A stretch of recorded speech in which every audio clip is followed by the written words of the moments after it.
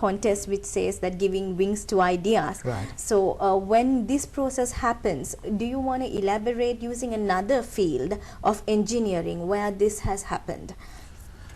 This aspect of this giving wings to the ideas, now we at the Faculty of Engineering, we promote this entrepreneurship very much, and we most of the time say that our graduates need to be job creators than job seekers.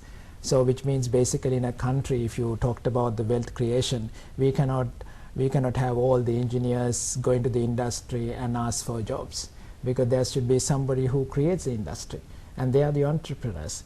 So engineers becoming entrepreneurs are the best if possible, with their knowledge and all that. So we make sure that they actually have these kind of ideas. We try in the university very much to make sure that we produce at least some graduates who become entrepreneurs.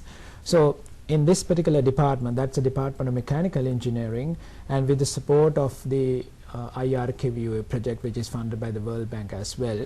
And what they did was, this giving wings to the ideas. They in fact harness the, these ideas of all school children throughout the country, and they had competitions for these kind of inventions throughout the country, and then they selected the best one at different districts and zones and things like that.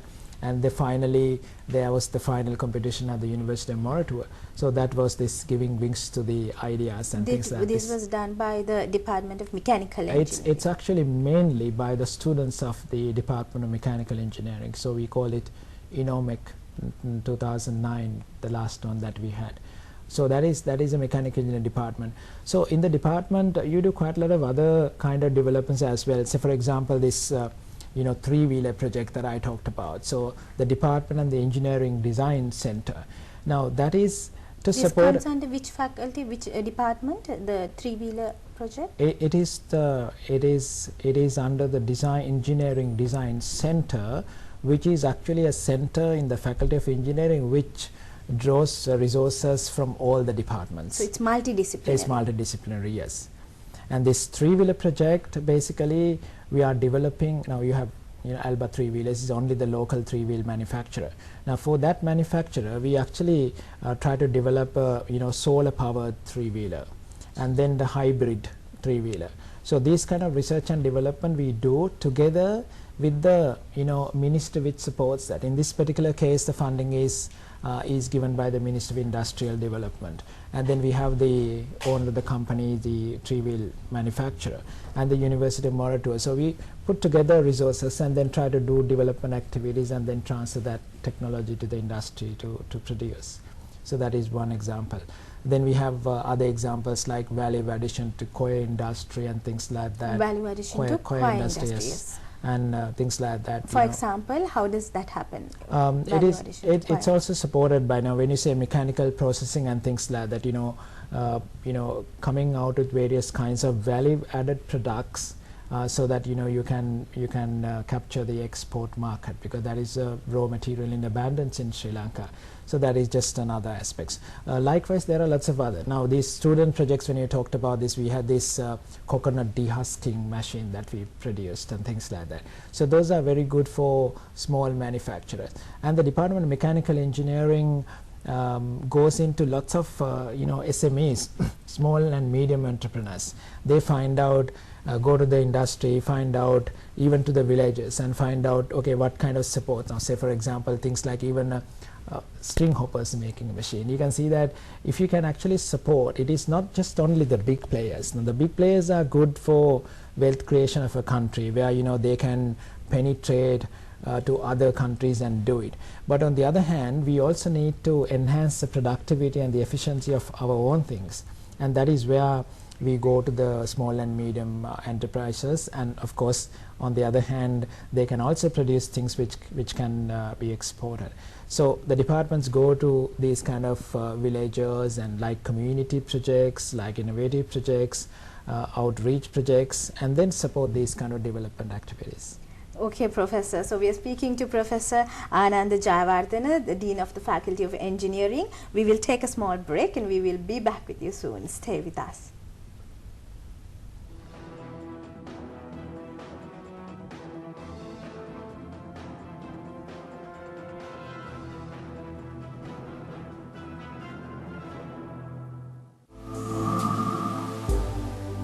special program is going to be a platform for health, diseases and things which are related to day-to-day life.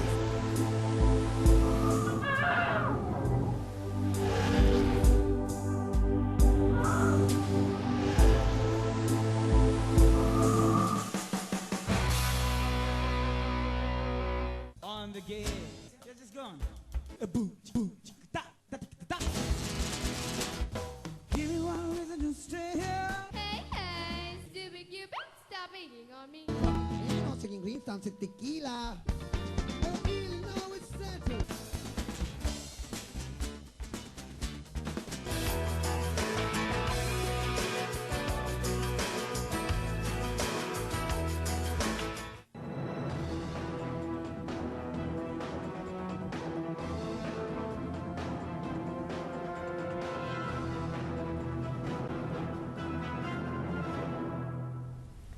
Welcome back. You're watching Roundtable and we are speaking to Professor Ananda Jayawardhene, the Dean of the Faculty of Engineering of the University of Moratuwa. So our discussion mainly focused on today the role of the university in wealth creation. So he brought a very important point. He referred to the framework of innovation, which he called an innovative and eco framework, where all the strategic stakeholders have a coordinated effort, and university is a main stakeholder in that context. And in that context we also question the role of engineering per se in the context of development.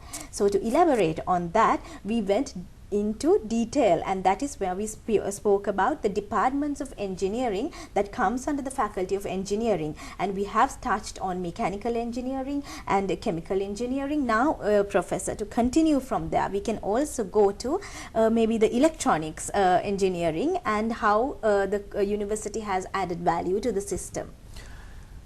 Deepamala, the electronics, now if you consider electronics industry in Sri Lanka is not up to the mark, in the sense that we don't do quite a lot of electronic manufacturing and things like that. But in this context, the electronics department is a very, very important department in our university, and which has the highest demand by the students as well. If I talked about the electronics and telecommunication engineering department, we have 2 labs completely supported by the industry. Which is Dialogue University of Moratuwa Mobile Communication Lab, and also the Zone 24/7 Research Systems Lab, Electronic Systems Lab.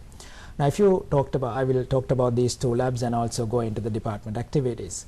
Now this Dialogue Communication Lab, which is totally funded by the Dialogue Telecom, we provide in the university all the expertise and things like that, and they come out with R&D activities, research and development, which can be commercialized. For example, you know, very recently they developed a fleet tracking system, vehicle fleet, or any kind of a fleet tracking system, you know, so like a taxi or any other kind of a fleet tracking system. So that way you can certainly enhance the efficiency. You can find out the closest you know, vehicle or something like that. You communicate and, you know, direct and optimize kind of a thing. This was done by the by that lab, Dialogue Lab, which we have obtained patent for that as well. So which means that we can immediately commercialize that. Has it been commercialized yet?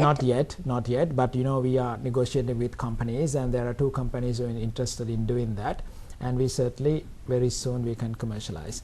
And then disaster early warning system, that is a cell-based kind of a disaster early warning. Actually this attracted a lot of emphasis after the tsunami. This also comes under the electronics department. Exactly, in that same lab, Dialogue. Now that technology has now been implemented in the disaster management center in Sri Lanka, so which means that the technologies that we have developed already put into the application. There are lots of other, you know, developments that took place, and then immediately after that we transfer to the, you know, Dialogue Telecom itself. They have actually enhanced and improved their own processes because of these kind of activities. Then we have this elephant tracking system that we talked about, which is 2 projects actually coming from the Dialogue and also in the department. First we spoke about the fleet tracking system. Fleet tracking. Now fleet it's tracking. elephants. No, fleet tracking and then the disaster early warning. Yes. Fleet tracking is something else. Disaster early warning is another project. And then this elephant tracking is another project. So all coming under the same department. Exactly, yeah. Right now, you probably would have heard about this human-elephant conflict is very serious in Sri Lanka. And we need to find out a solution. I mean, we as engineers, I think we probably can provide a lasting solution for this. And we have staff members who have actually developed these kind of, you know, elephant